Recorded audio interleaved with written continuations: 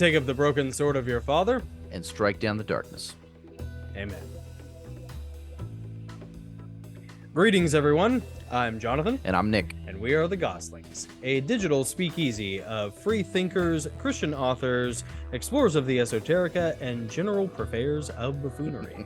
That's right. We have an amazing interview and conversation for you. But if you would first, it really, really helps us if you would take up the broken sword of your finger, strike down that subscribe button, and while you're down there, tickle that bell. Yeah, give that bell a gentle caress, or keep your YouTube pin pan strong and smack that bell. Smack it like it owes you money. That's right. And if you've already done those things, well, first of all, thank you.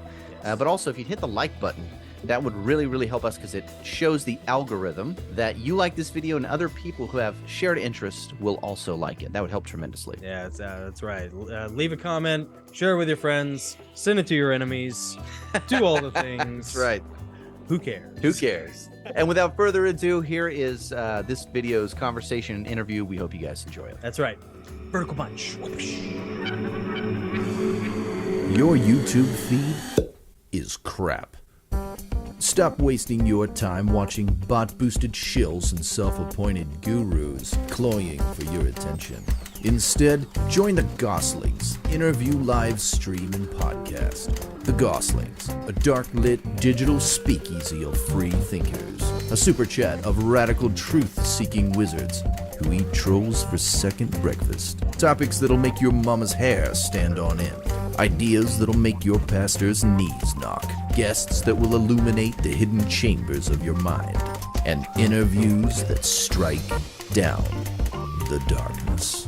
Welcome to the Gosslings.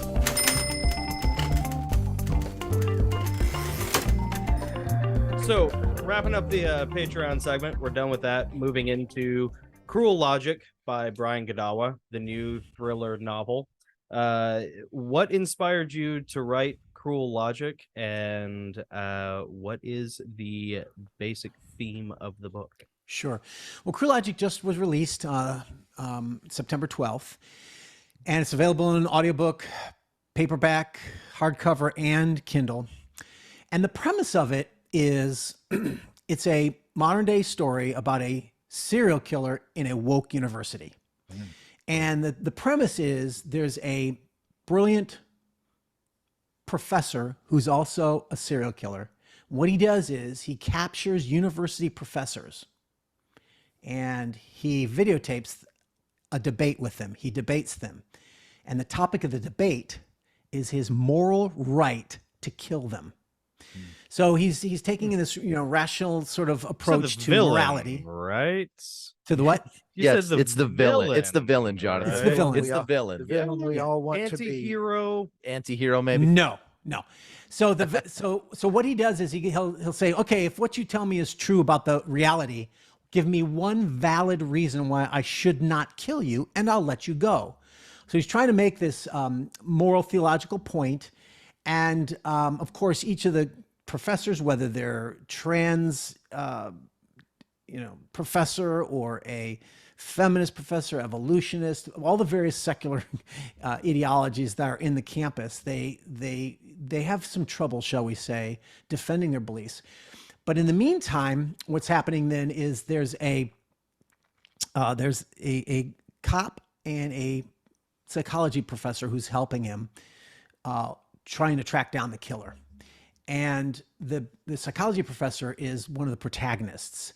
So he is kind of like a Jordan Peterson character where he actually is in the university and he's trying to get Western civilization courses back into the university because they've been obliterated everywhere, right? And of course, because he's doing that, he's now considered a fascist, a homophobe, a racist, sexist, bigot. Yeah, and the students are protesting and there's rising violence in the campus while he's also trying to help this cop track down the killer. And so it's a lot about Western civilization and what does that mean and what are the consequences of rejecting it, right? And then lastly, it's kind of a third story element. So we've got these interwoven storylines that are very, each of them have their own sort of brutal reality to them. And then there's another story about a kid, freshman year, Danny Rains. He's a freshman who is an evangelical Christian going to this fictional California college, and it's a secular college. And he basically gets sucked in down the social justice path. And there's one of the reasons why I wanted to tell this story was because although Christians going to college and losing their faith has been around forever since colleges began. Oh yeah. For sure. Yeah, but there's a particular phenomenon now called Christian deconstruction or Christian deconversion. Deconstructionism. We've interviewed Elisa Childers and a couple of others about it. Yeah. And I think that's just because now there's so much more access to the internet. You know, you've got a lot more people who aren't big celebrities, but they get podcasts and they get, popular podcasts describing their lack of faith or how they lost their faith. And so it's kind of rattled some people, and a lot of them are celebrities, Christian musicians and stuff like that. And so I just thought that it's something on my heart because, look, as a Christian, every Christian goes through, not just once, but maybe several times throughout their life, goes through times of reevaluating, my doubts pile up, or Absolutely. you start to feel like, am I just believing delusions? Am I deluding myself or whatever? Am I believing a coping mechanism that is simply meant to stave off the void wall of oblivion fear that is death? Yes, very well put. Yeah. And in fact, I about believe what you said is the only other option. If there's no God, there's really just power and death. Yep. And most people don't live that way. So they're living lies in a way, even though they reject God, they're still living a kind of a sense of morality. And they're expecting other people to treat them to us in certain ways, right? They're living a sort of hedonistic catharsis, which you would think just means like purely selfish, but it actually manifests in far more charitable ways, because there is this innate part of us as parasympathetic mammals and tribal creatures, communal creatures, to be kind to others because it makes us feel good. Which I would argue, it goes even one step further, is because we're all created in the image of God, so we all have a sense and a knowledge of God that we suppress in unrighteousness because we want to be gods. We want to have control of our own lives. We want to save ourselves. We don't want to be accountable to some king, some creator over us. And that's what ultimately the sinner is ultimately driven by. And it manifests itself. So in other words, the psychoanalysts, tell us what you just said. We're creating this. Religion is a form of controlling other people using power and fairy tales and stuff. Right. Well, that's just psychologizing. Well, we can psychologize atheism too, right? So it's reversible. The claim is reversible. But at the end of the day, I think that if any Christian's honest, they're going to admit that, I have doubts. And some of them aren't answered. And I've even had times in my life, and I say this to you, I have times in my life where, I get overwhelmed by some of the problems and doubts that I have in my life. But I think the problem is that we've bred a new generation of evangelical Christians, and we have not equipped them, I would argue, particularly in churches. We've got the seeker-friendly churches and all this kind of stuff, where they're not equipped to really deal with real skepticism. They just get taught a few things like, evolution's wrong. Man doesn't come from monkeys. They don't really know much. So when they get to college, they're just, Bible's the word of God. That's it. Anybody who questions anything in the Bible text is a liberal, or what have you. Sounds like they were raised Baptist. Southern Baptist. Well, Baptists often do that. Not all Baptists. Some Reformed Baptists are not. Some of the best defenders of the faith. James White is a Reformed Baptist, and he's the one who actually argues with Bart Ehrman's textual criticism. And Bart Ehrman is one of the biggest influences of corrupting these Christians, because they'll get to college and they'll finally see the truth. Then there is some truth to what Bart is saying in terms of the textual corruption, right? But because they've been given this false paradigm about what the Bible as the Word of God means is, all these literal words in English are literally the word of God. It's like, no, actually, that's not the case, Even as an Orthodox conservative Christian doesn't believe that really. But because they've been taught that sort of weakness, then when they see the facts, they lose their faith. That's just one example, right? But it goes into many areas.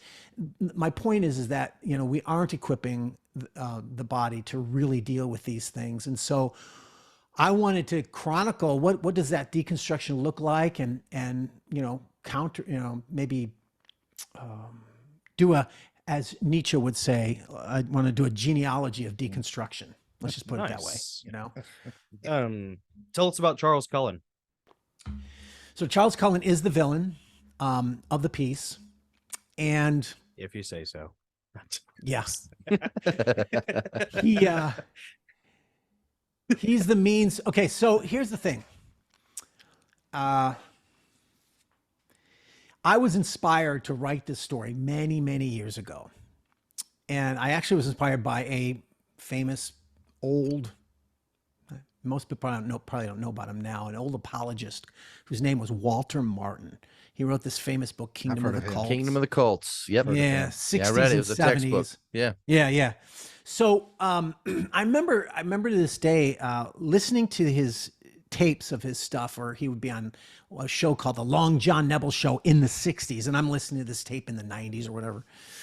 And but it's just so fascinating because he was a rascal, and I really enjoyed him. He had a good sense of humor. Nice. Walter did. So he's describing on this talk show about, like, yeah, he was having this trouble trying to explain to an atheist, like, you know, yeah, you believe in morality, but you don't have a basis for it. It's like, what are you talking about? I do. I believe in right and wrong. I don't believe murder's right. I believe murder's wrong, etc. You know, and he's like, but you don't have a foundation for it. He got so frustrated that the atheist could not think about his thinking. He had so many assumptions that he was blinded by that he said, okay, look, he said, it's 1940 and I'm a German Nazi with a Luger pointed at you and you're a Jew. Give me one reason why I shouldn't shoot you right now, you know?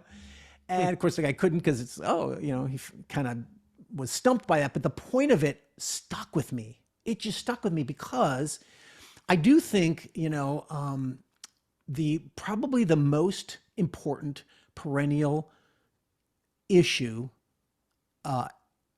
about God that I think is universal is what we call the problem of evil and the existence of God. Yes, there's various manifestations of this, you know, but you know, the no classic Humean is, you know, if God is all loving, he would want to get rid of evil.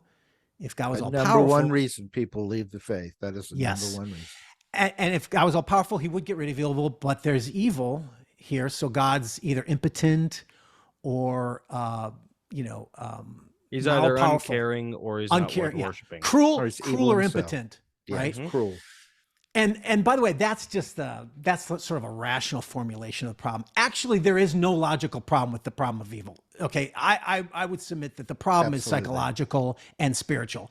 It's, you don't like the logical answer because it doesn't satisfy what you demand it to be. But nevertheless, I still believe that is the most universal, legitimate issue. It's the Job reality, right? And it's the one thing that I even struggle with, even as a person who I would say probably I don't suffer as much in my life. I've had times, but I don't suffer as much. But as I get older, I am more and more cognizant of the reality of suffering in this world and the brutality of it and such.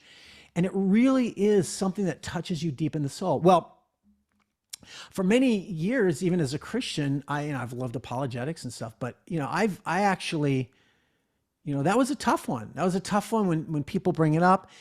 But over the years, I came to realize that the problem of the evil existence of God is actually not the most difficult problem. It's probably one of the most easiest problems, because not in terms of logic, because not in terms of psychology, the emotional side of things, which, by the way, I think Dostoevsky was probably the best at encapsulating the problem and the answer in his book, Brothers Karamazov, where, you know, Alyosha, the religious brother, and Ivan's the apostate. And, you know, he talks about the terrible horror of this one little child being, you know, beaten and raped by her parents, and excrements, you know, over her body and all, you know, smeared all over her face and all this kind of stuff, the worst kind of thing, you know.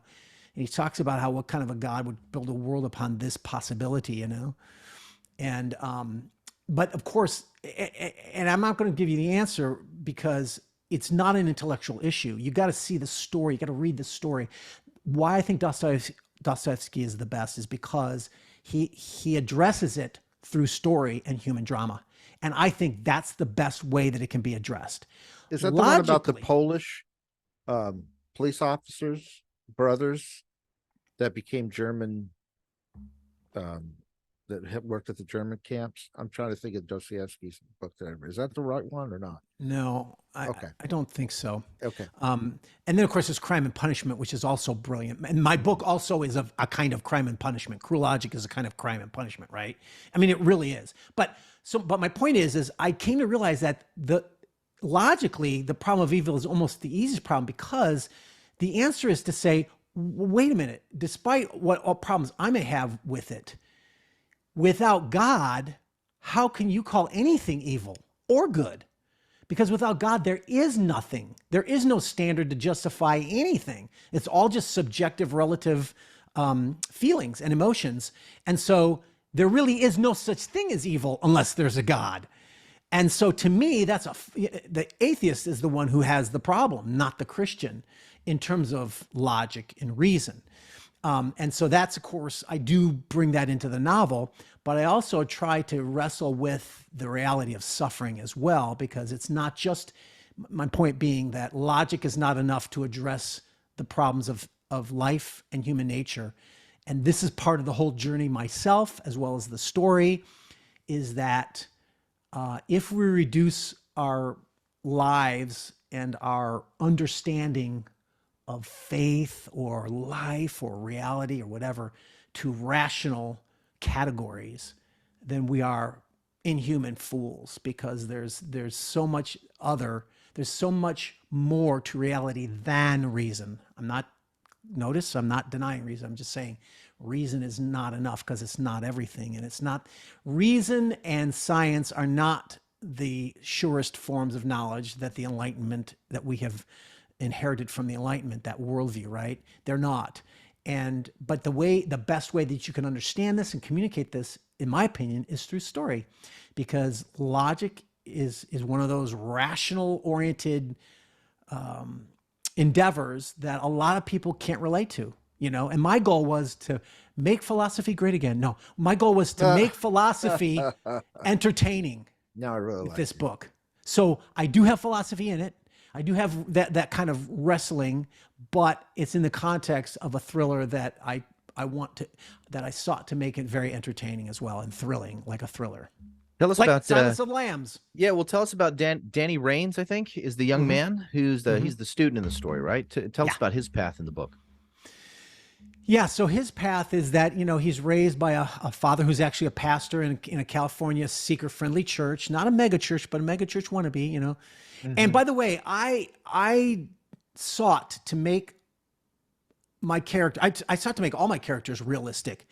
I try to avoid stereotypes, because people traffic in those when they're poor storytellers. So I don't make this evangelical Christian an idiot who doesn't know anything, and fundamentalist who condemns homosexuals and all the cliche extreme stereotypes of fundamentalists. No, he's actually just a good guy and a good evangelical Christian. He's not coming from a fraudulent church. It's just what a lot of typical evangelical churches are like these days, seeker friendly and all that kind of stuff, not inherently heretical or anything like that. And in fact, he has a modicum of Christian belief. It's not fake. It's not false belief. It's just not, he's not founded on much. And he's tempted by the world, the flesh, and the devil, as everyone is, and certainly as every college kid is, Yeah, sure. And so how does he address these, and how does he interact with them? I try to capture the kind of struggles that a lot of Christians may struggle with in an honest way. So there's a porn issue there.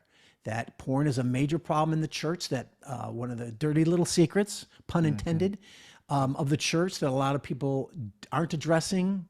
And Sort of like how 80% of everybody in like Southern Gospel is probably gay. yeah. Well, maybe not Hey, that extreme, but I was in 80% are Southern probably Gospel. I'm struggling with porn. That's for sure. But and that's by statistics, by the way. So my point is that I want to deal with the real issues, the real struggles and sins that a Christian may have, but where is the weakness in that Christianity that opens one up, makes one susceptible to the seductive siren of social justice, or what you would call in the newest parlance is diversity, equity, and inclusion, which is the dominant. That's how I would sort of summarize the woke. What do you mean by woke? What does woke mean? Because it's so many definitions out there and stuff. Sure. But the woke paradigm is basically that DEI, which we now hear about in all. It's capturing all the commanding heights of our society, right? Government, all the governments teach DEI, all the schools do, public schools, and many private schools do. Many corporations now employ DEI. And it's this belief that it's rooted in a fundamental understanding of reality that reduces humanity, or reduces our society, let's put it that way, to two types of people: oppressor and oppressed. And the oppressor is our traditional norms of white, heterosexual, male, all that's the enemy. Christian, right? Evil. Western, that is the oppressor who has created a system of dominance to oppress everyone else so he can have the power. And on the other side is the oppressed, which is everybody else, which is all people of color, women, and all marginalized minorities. They are all the sufferers. So that's the sort of rooted paradigm which leads to the things we are hearing in our culture, like white supremacy. I don't believe whites are supreme. Why do you say that? It's like, oh, you don't have to. You just have to be beneficiary of a system that was created and rooted to benefit white people. And that makes you racist. All these things, crazy things that we're hearing now are rooted in these, where are they rooted? They're rooted in these fundamental worldview concepts that lead to them. And that's another thing I tried to bring out in the story. But here's the thing. I rooted almost everything that occurs in my story is rooted in actual things that have been going on in the news. I didn't want to make up something to show how outrageous it is and make something up. So I drew it from actual events, whether it's free speech protests or the professors being protested by students and all this stuff that goes on in my story. So I don't create them as this cardboard caricature that most secular novelists do of Christian culture, right? Handmaid's Tale. Oh, that's what Christianity is. Look, they're going to put us all in chains and rape all the women. It's like bizarre. I wanted to be realistic. No, this is stuff that's really happening, and this is what it looks like. And I even try to show, well, what is it that is appealing? Because you can't say, oh, that's just evil and everybody who wants it is evil. No, people are seduced by something that's good. And I would submit that the main issue that is for Christians is that it appeals to the guilt of our compassion. We want to be compassionate people to model Christ. And so it manipulates language and thinking to manipulate the Christian into a guilt, so that he gives into something that's false because he's feeling that he's actually guilty of something, and he doesn't. There's a lot of pathological compassion. I hammer on sensitivity and compassion because it needs to be really, really circumcised in the church. There's circumscribed way too much of it. Sure. Circumcised too, I guess. Yeah. Yeah. Yeah. It's so funny because I had that word in my mind, circumscribed, right when you said it. So we're tracking. We're tracking, baby. Yeah, absolutely. There's Are you looking to actualize your inner Leonidas? Are you looking to find something for the Spartan in your life? Look no farther than Giordani Jovanovic. Giordani Jovanovic hair and skincare products made by real men for real men. Or as I like to say, be as sexy as you are deadly, give 007 a run for his money, awaken your inner John Wick with Giordani Jovanovic hair and skincare products. there's that great Nietzsche quote. I think it's Nietzsche. There is a lot of cowardice masquerading as virtue. Yeah. Yeah. That sounds like Nietzsche for sure. It does. Yeah, he was a real life of the party, let me tell you. Yeah. Yeah. And, he's one of those. And not wrong. Yeah. And that's what's so fascinating about him is that, of course, he's a bundle of contradictions. He says all kinds of contradictory things, which is why you can find, like, I was debating with some other atheist, and he was like throwing out these Nietzsche lines, and I threw out Nietzsche lines right back to him because Nietzsche said contradictory things. So he's a double-edged sword, baby. Right. You know? But it allows you to be able to really mine some powerful gems from him, because he did have a lot of insights. As wrong as I would argue. Well, even his big one, God is dead, and we have killed him, and there's not enough water to wash away the blood. I mean, that's actually an indictment of the very thing that a lot of atheists tout. It is technically, but I would argue, though, if you continue reading on from there and the rest of it, he actually believes we should be rid of the Christian God in our culture. So he actually does support that. But he is also making cultural commentary, in that sense, for sure. Yeah. Nick, you had a whole list of it was. I don't want to dominate everything here. This isn't a list of questions. It's actually a list of statistics about pornography in the church. You mentioned that being kind of the church's dirty little secret, and I'm in part of a men's group right now, and it's kind of a I thought you were going to say I'm a part of that dirty little secret. No, I'm not a part of that dirty little secret. No, I'm not. But they all say that. I've never done porn myself, but Sure. When you say done, you mean start in? Never watched it or never done it. I mean, come on, got to be more specific. Star in really mean, Yeah. I mean, come on. John. Have we ever have you ever seen the Matt Stone Trey Parker movie about that with the Mormon who it's really good. Yeah. Anyway, no. Go ahead with We're lucky I'm not allowed to make a list. My list would be 3 pages long. So there are there are many statistics on here. I'm trying to find the most shocking one that I read. Let me see where I can find it. Here. 68% of church-going men and over 50% of pastors view porn on a regular basis. What? That is crazy. I'm too old anyway, so I don't have to worry about any of that. Well, let's see here. 55% of married men and 25% of married women say they watch porn at least once a month. Wow. Let's see. 59% of pastors said that married men seek their help for porn use. Oh. And 70% of Christian youth pastors report that they've had at least one teen come to them for help in dealing with pornography in the past 12 months. Wow. And 56% of American divorces involve one party having an obsessive interest in pornographic websites. That doesn't surprise me. There are, let's see here, 42 million porn sites, which totals around 370 million pages of porn. That's a page of porn for every citizen of the country. Oh my gosh. Yeah. Amazing. Yeah.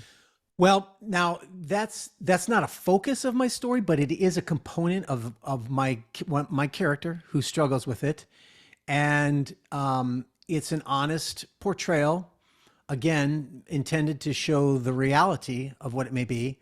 Now, not obviously, but I don't go into explicit details in anything. I don't even, in fact, if people are wondering, I don't even have explicit details of the murders that go on. I have crime scene descriptions, but my goal wasn't to be excessive or grotesque. I wanted people to think about evil and not be grossed out. There's time for being grossed out for sure, but I'm just saying my focus was that. And also dealing with the porn issue as one of the issues that Christians deal with that make them vulnerable to or susceptible to, the world in the university and the godless worldviews, especially if they're not dealt with. If they're suppressing it and they're hiding it, it becomes just another component of that, shall we say, the fairy tale or the delusion that's told them you're in bondage to all this, oppressive rules, religion.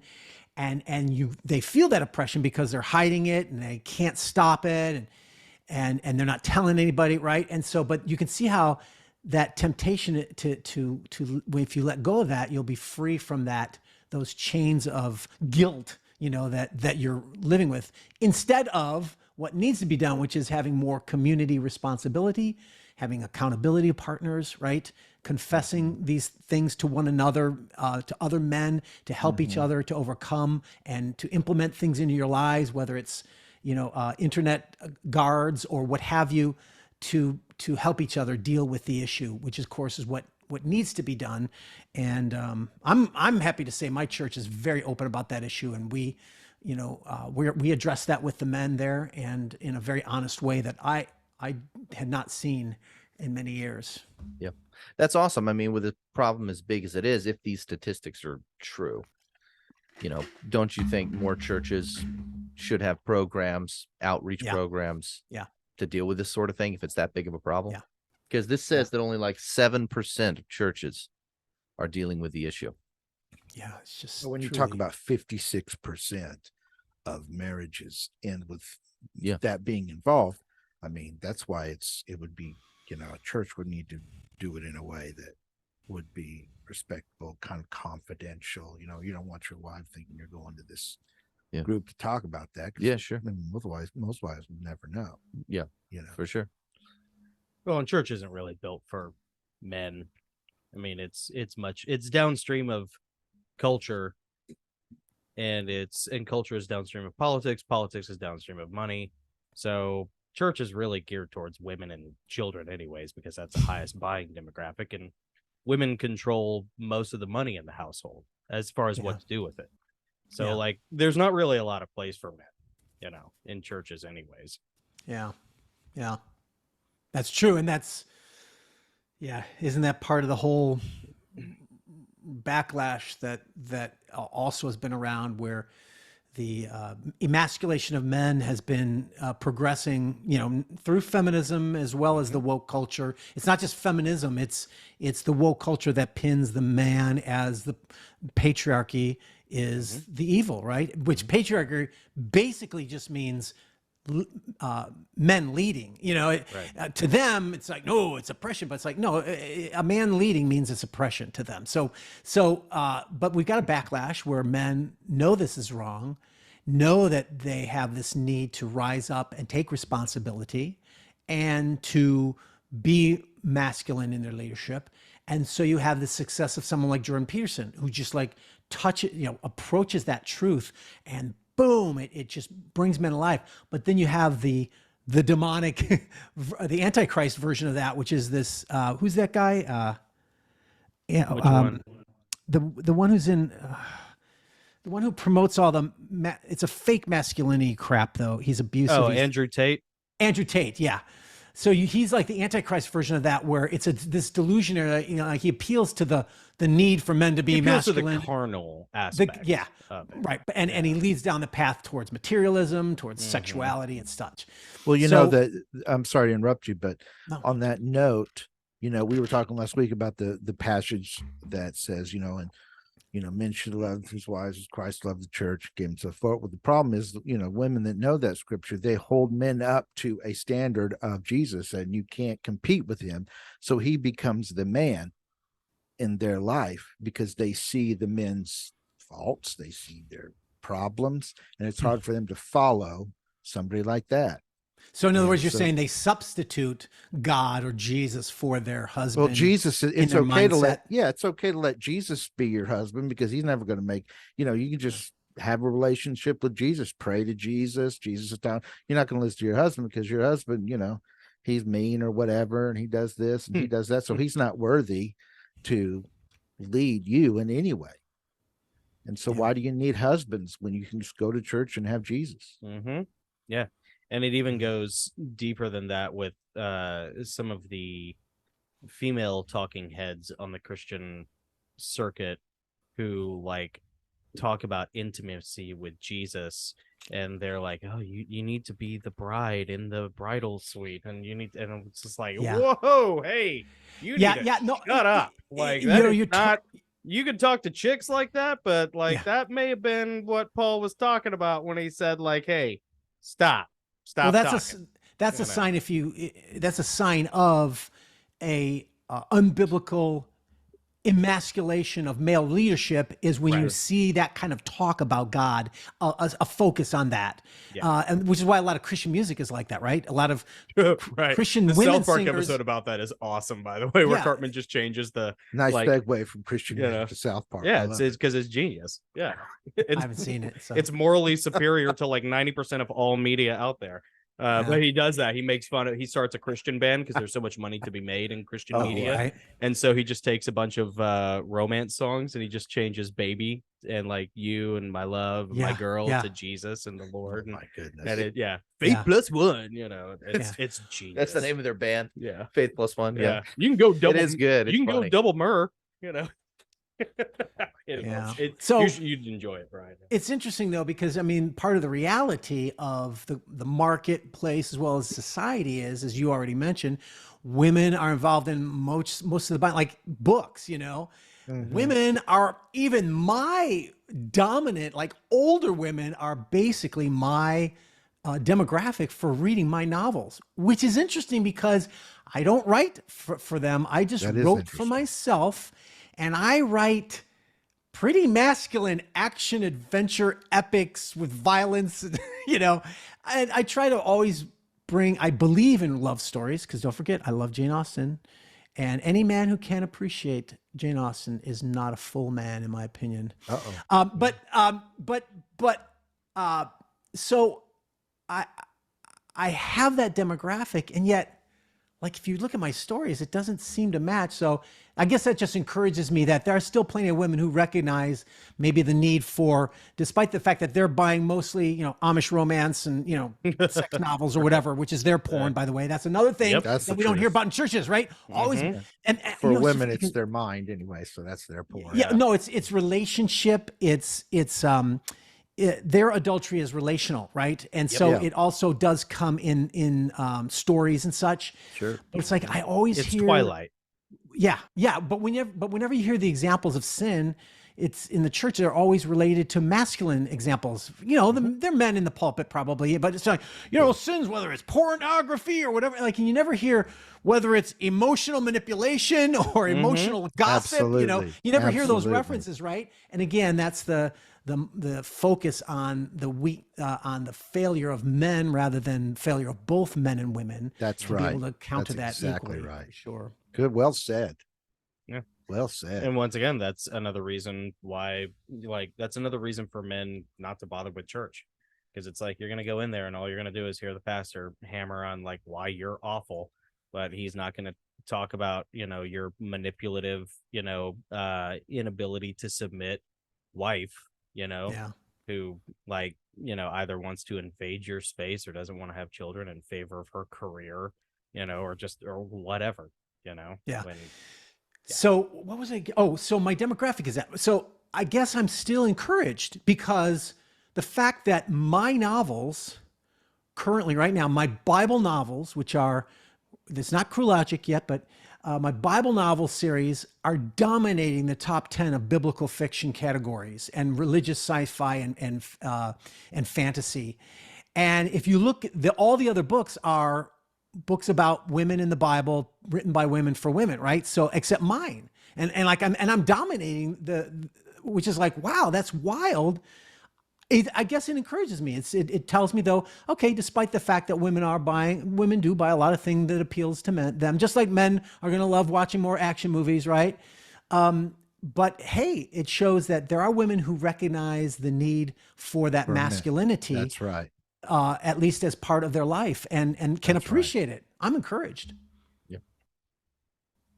I'm hopeful. Have you do you pursue traditional publishing, or have you chosen the Amazon KDP route? Yeah, I am my own publisher. Nice. So, you know, I could use the term self-published, which has a kind of a stigma, not as much anymore, but it's not really self-published because I have a library of books and I'm selling a lot of them. and they're all my books, but I'm a publisher, man. I mean, it's a small business for me. And yeah, I don't go through the traditional route anymore. And I actually never did. Well, I take that back. I never did for my novels. I tried when I first started out, but my novels were, I think it was too weird. It was hard. It was harsh. Some sexual, well, let's put it this way. I dealt with the sins of man, whether it's sexual or violent. Yeah, in you're a talking about biblical the Nephilim. way. Yeah, there's no way to get around it. But also the sin of the earth, of the world, all throughout history and all throughout the Bible. I deal with that very frankly. And I have this strong supernatural component of warfare, which, yeah, I realize Frank Peretti in his day did well, but not the way I'm doing it. This is very different and frightening to people. It's so weird. And so Christian publishers and Christian agents just were afraid of it. It's just like, I had that same exact problem with the Heavenly Realms novels. Yeah. No Christian publisher wanted to touch them because they were like, it's too violent and it's too theologically challenging, and I'm like, well, what do you think war in heaven is supposed to look like? Yeah. And what do you think war behind the veil here on earth is supposed to look like, whether it takes place in the antediluvian age in Sturm and Drang, or it takes place in modern day in most of the other novels in this series? It's like, what do you want this to be? You want it to be like the Lego movie, well, you got a bunch of that and no one cares, and no one respects it. Praise God for the reality of the democratization of publishing, through Amazon mostly, mostly. But and as bad as Amazon can be, and they are a monopoly that is dangerous and can actually destroy your life as a author, yet nevertheless they have provided the opportunity for many of us to make not just a good living but a successful career in writing that is blowing away the traditionally published authors. And so like I don't know that I would ever want to be published by a Christian publisher. No, of course not. Hell no. Of course not. Except Same way with writing songs and labels and Christian labels and stuff. Man, those things are the past, really, because there's just no profit in it. Now, it's not a absolute thing for me, because there are some areas in which I just couldn't do it myself anyway. Like, for instance, there are a couple publishers who are working with me on getting translations into other languages, for other countries, and I'm not going to expect to make much money out of that at all, but anything that can expand my stories out into the world, I'm like, okay, yeah, if you're going to do the work, then that's good. Well, that's one thing I wanted to ask you about. This was the first time in us reaching out to you to get another interview that we actually encountered your marketing team. And I would love to hear what you have to say about your decision to get a marketing team and how that's benefited you, for any other writers out there who might be interested in something. Yeah. So for the release of Cruel Logic, I hired a PR firm that, and so it's going to be temporary, but a few months, as to try to promote it, because mostly when I do my own, my next Nephilim novel or Watcher novel, I've got a built-in audience. I've got, lots of books in the, in the bag, and people just buy them up because they're keeping on top of it. And it sort of is its own word of mouth, Plus, if you're doing a series, you can't. It's sometimes hard to promote a book that is not a standalone book. Now, some of mine are actually standalone, so it's not entirely true. But my point is that if you've got a system in place of successful sales, which I do have, then I just do the next book. I tell all my fans, and I do a little of my promotion, and then get back to work, and the numbers build. Yeah, you have $2.5 million in sales as of 2012. Is that right? Yeah, that's I'm awesome. Actually, no. Now I'm nearing 3 million. Really? Congratulations, man! That's I'm fantastic. nearing 3 million in sales. Nice. Absolutely. Yeah, well, you're my new best friend. Yeah, of course I don't have any of that money, but and I spent it all on paying for advertising. But right. So with Cruel Logic, I'm completely starting in a new genre, and it's a totally alien field, and I can't rely on my old audience, which is very typical because your audience that loves one genre, it doesn't often translate to another genre. No, it and absolutely doesn't. I have a couple thousand who do, but not much. No, And Stephen Pressfield had that same problem because he's dabbled Yeah. in 2 or 3 different genres, and Yeah. and I was a fan of his like OG ancient Greek Yeah. warfare stuff, and his other books are written with the same, much like yours, written with the same sort of style and brilliant prose that people enjoy, that you gravitate towards.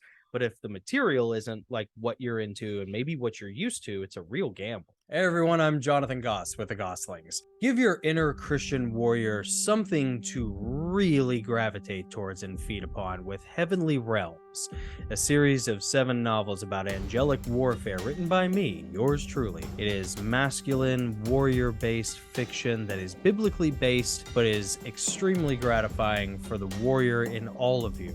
It is available on Amazon in paperback, ebook, and audiobook. If you like it, leave a review. If you want signed copies, you can always email us at thegoslingsgroup@gmail.com, and I would really love to hear from you. Again, Heavenly Realms by Jonathan Goss, available on Amazon. Check it out.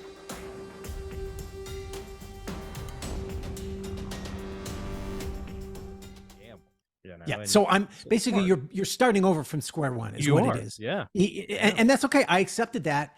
And I just thought, well, because I want to see if I can get a little bit of boost, because I just really, Cruel Logic has sort of been my baby for many years. I don't want to reveal how long.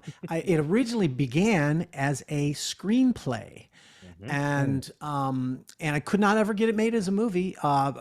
It won awards. A lot of producers loved it, tried, but couldn't raise the money. And it's an independent film, and it was so edgy and weird and different that I think people saw that originality, but they were also scared of it, maybe. I don't know. But nevertheless, so I finally wrote it as a novel, and I really believe in it. And I just thought, you know what? I want to see if I can get a boost. And now that I have enough money from my other sales that I can afford it, like I wouldn't be able to afford it 5 years ago, but now I can, where I can, let me spend some money and see if it can generate more sales and see if it'll be worth it, and see if I can start to build a quicker, it's all word of mouth. So it's just a matter of, can I build quicker word of mouth and more word of mouth sooner with this new genre, and particularly with this new novel, and I really believe in the novel. So it's like, part of it's just that I just want to get the word out about it because I think it's so unique. So I have 3 questions about Cruel Logic, and I'll try to prioritize them here. First one is, I have a really good friend who is sort of in the same scenario as you are. He has this awesome werewolf horror script that he has been shopping around for ages, and he is at this point where he wants to turn it into a novel, and he's wrestling with perspective. Okay, so that's good to hear. Any advice as someone who has gone through that exact same scenario recently here? Any sort of parting words of wisdom for my friend that would make that transition from screenplay to novel a little easier for him, or more productive? Well, I would say just sort of one of the things you have to be willing to do is in the same way that when you write a script based off of a novel and you say, hey, look, I'm going to try to write. If you've done movies, if you worked in the industry long enough, you accept the fact that the movie's not going to be like the book. It's going to be similar, but you're going to have to make it work as a movie. You have to do a lot of different things, as you know, the kind of components of filmmaking, storytelling. It's different. So in the same way, if you're going the reverse way, you got to do the same thing, because you know what a great example of that is, by the way? John Carpenter's Vampires. Killer movie, and then good book by John Stakely. The original Dune is another example of that, actually, of like a good adaptation. But you'll get people who will argue with that, but you're wrong. Yeah. But like Vampires is a classic example of like taking stuff, what you need to make a movie, and then reshaping a little here, right, and funneling it into a more just purely visual, Yeah, and so in the reverse, I did with Cruel Logic. I pretty much just had the philosophical debates, and the psychology and the cop tracking him down, like the movie Seven. It was kind of like that, right? Ooh, but with the novel, I added the whole component of the woke university and the evangelical Christian losing his faith, and all this kind of stuff that I thought that was out of necessity when you're writing a novel. You have to expand your world a little bit. But also, I would say definitely, do some research on how to write novels, because it is different than writing screenplays, and you do have to change. And honestly, I prefer screenwriting because I like the brevity of it. Just because it's brief, though, doesn't mean you don't put a lot of work into it. But sometimes it's more work to make something shorter, right? But still, there's an expansion to novels that is different. And it took, I wasn't as happy with the first version of my first novel, Noah Primeval. Fortunately, I rewrote it a couple of years later. But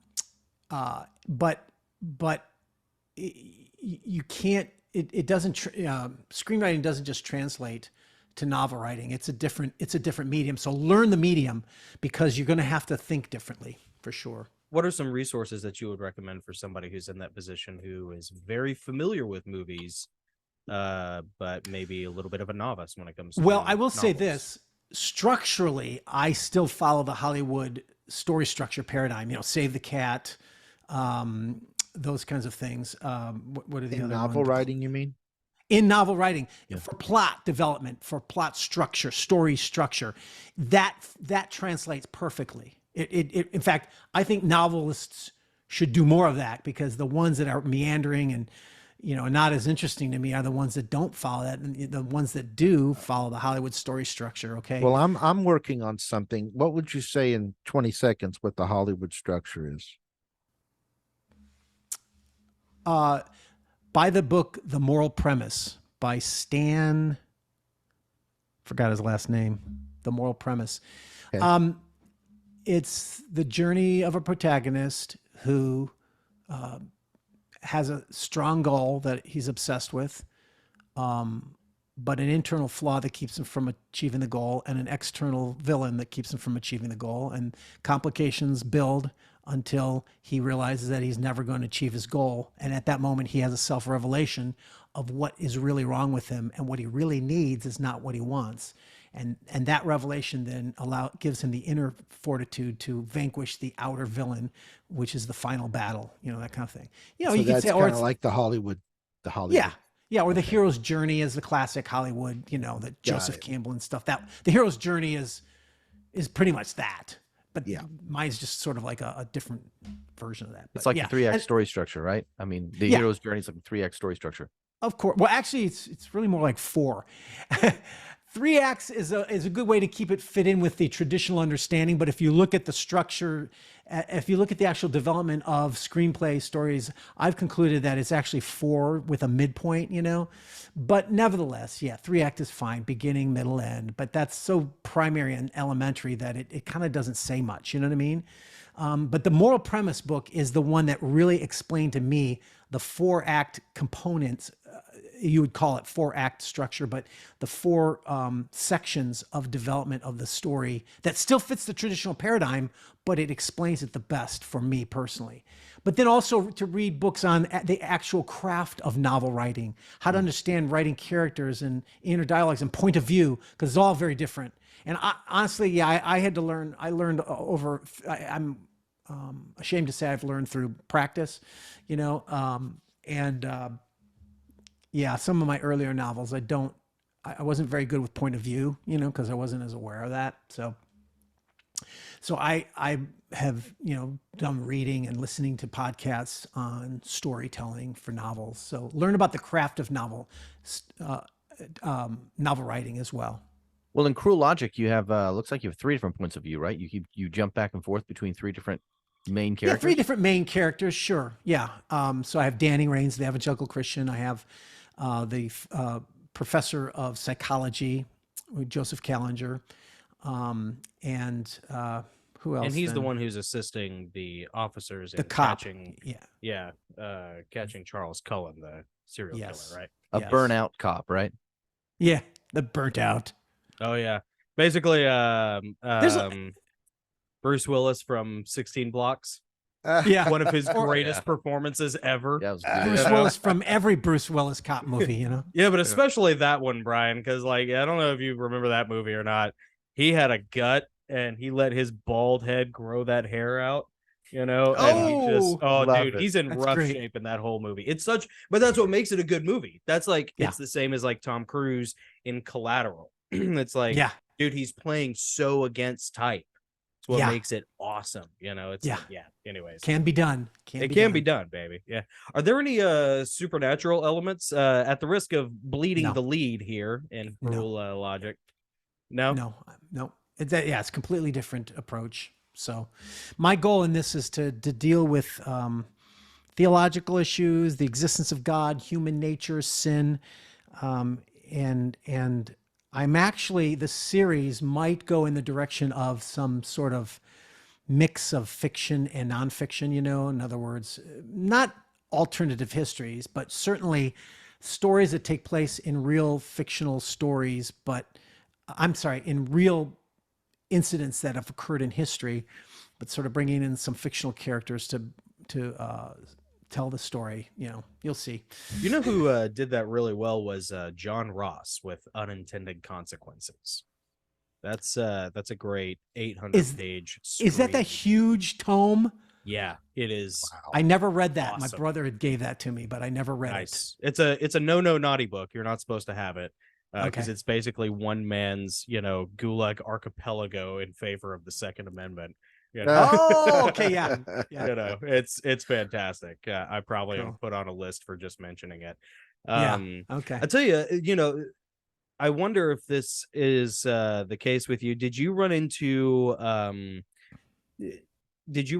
any frustrations getting this book out this year? Because I listened to you talk about Cruel Logic, and it fascinates me. It actually genuinely does interest me because it sounds like there's a framework built around the thrust of it, which is like these series of dialectics that are taking place. And it actually reminds me a lot of Nefarious in that regard, of like Nefarious is this great movie that I really enjoyed watching. But the thing I loved watching about it was the fact that like I don't care about the serial killer, I don't care about the people. I love the dialogues, the dialectics that take place. Was that sort of the same motivation for what you were doing here? Yeah, no, I was joking earlier, but it really is serious. That did they rip you off, by the way? No, they ripped off Screw Tape Letters. Yeah, they did. But there are what is it? Good artists steal, great artists steal and make better. Yes. So, and the truth is, I mean, I don't have problem admitting this, but I've always loved apologetics and philosophy and theology and stuff. And I know that many people don't, and it bores people, particularly philosophy. And yeah, it is.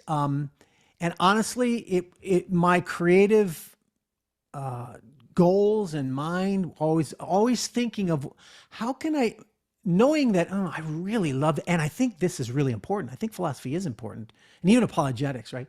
Mm-hmm. But like, I know most people don't like it. So how can I make it interesting for them? And my other side of my mind is my Hollywood, I love these, I just love every movies from zombie you make pictures. It slick and sexy and cool. Yeah, exactly. With the cool chick in the fast car and the pop It's got to collar, be entertaining. I have become, I become an, I don't know what you'd call me. Some people might call me a sellout. I don't think so.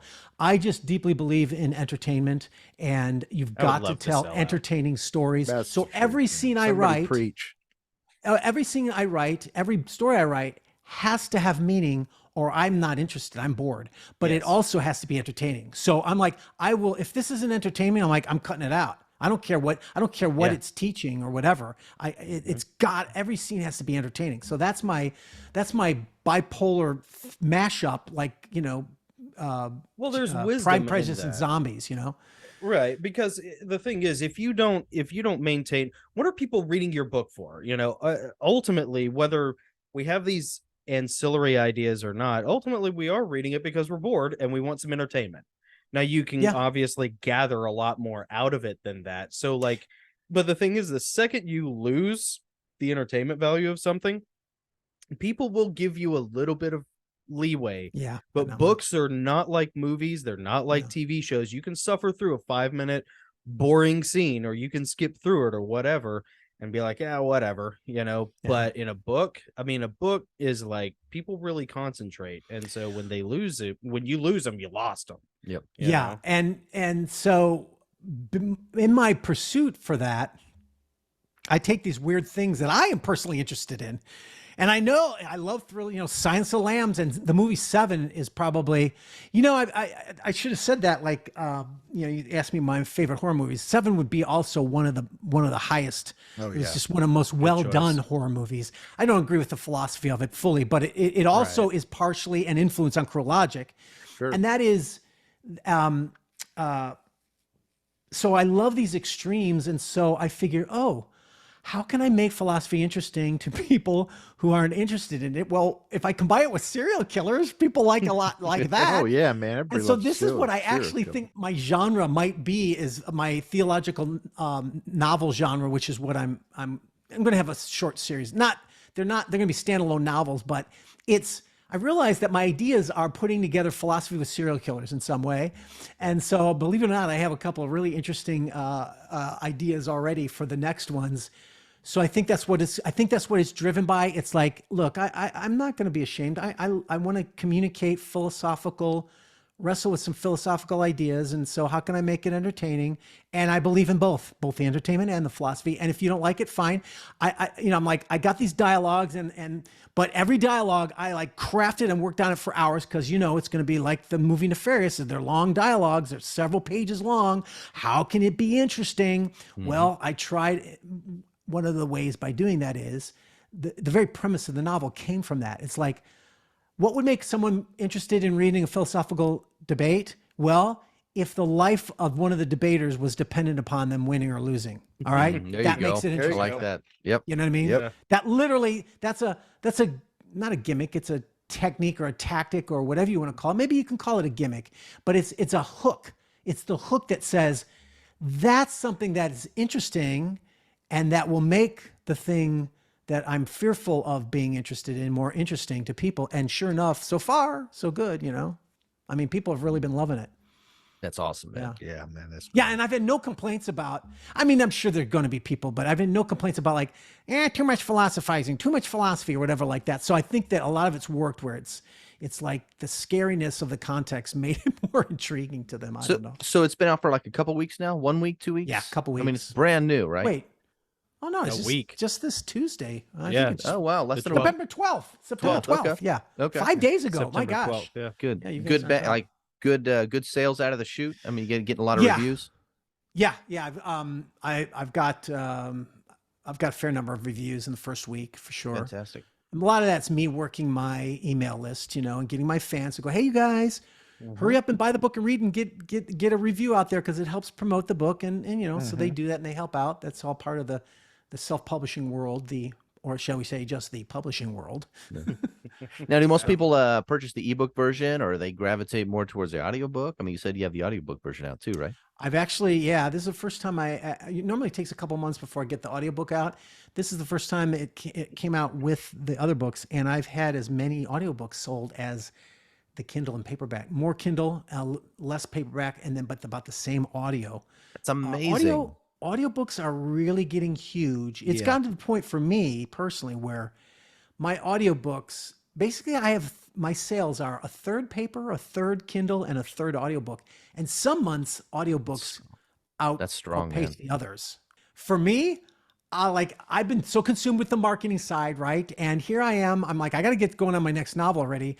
And I have not been able to get research time or reading time. But if I go to the gym, that's an hour and a half. I've gotten through 2 books within a month just by going to the gym. Yeah.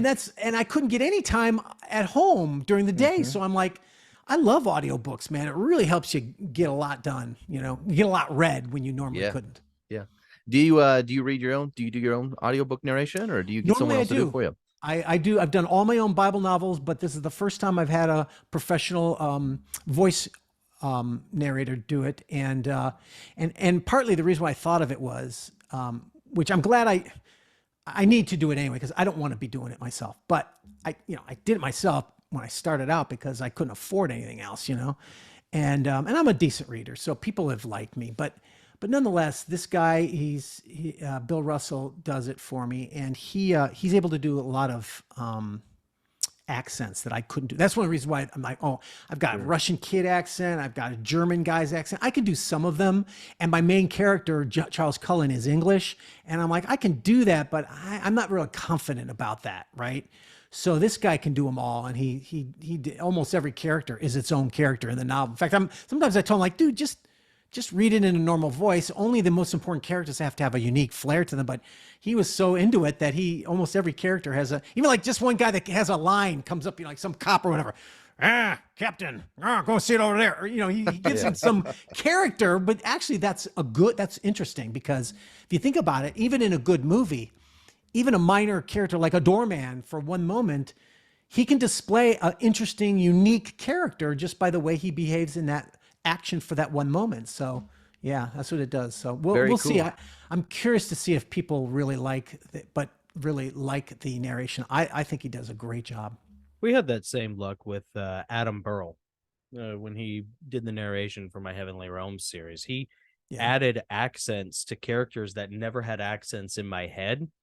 And it actually came back around to where it started to influence my writing and the dialogue of my writing on the back end, because it's like, oh, this character that had existed in my head for 25 years, Adam has given him a Scottish accent.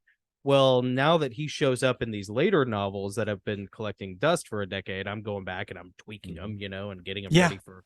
And you can hear Adam's voice in your head as you're writing. Adam's version of that character is in my head, and all of a sudden I'm like, well, these words don't sound right coming out of a Scottish mouth. So I got to change the dialogue. When you get a good narrator, man, it makes absolutely all the difference in the world. Hey, Brian, how did you find your narrator for this book? AI. Well, he was kind of a fan, actually. Oh, he was a fan who just contacted me and said, "Hey, I'm interested." And so I listened to his reel. It's like, oh, he's good, and he gave me a good deal because I needed it. So don't we all? Yeah, fantastic. That's awesome, man. Do you think you're going to use him for the other books in the series, or you just maybe play it by ear? Maybe I do have to play by, and it's not going to be like, won't need it for another year probably. Hopefully sooner, because I got to get back to writing 2 books a year. I'm down to 1 book a year for the last couple of years, and I'm like, because the more you sell, the more you market, it just consumes your time, Oh, so. Yeah. They say marketing is the real battle.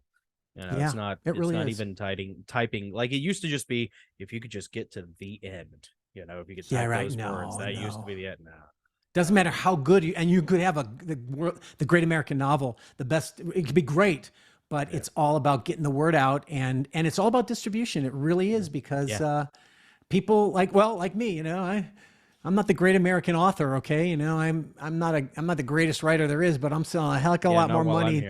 Heck of a lot more books than people who are better writers than me are making, because I've done a lot of good marketing. That's fantastic. Well, I appreciate you letting us be a part of that. Yeah. You're very welcome. Thanks for having me on, guys. Yeah, man. So I have one last question, and then we'll wrap it up here. But real quick, if you obviously want Cruel Logic, like we all want all of our books to appeal to the greatest market, the greatest, widest selection of demographics as possible. But if you could focus on one and drive one demographic to your book that you think is the most important, whether it's college kids, moms, pastors, dads, any idea who that would be? Wow. I would just say people who really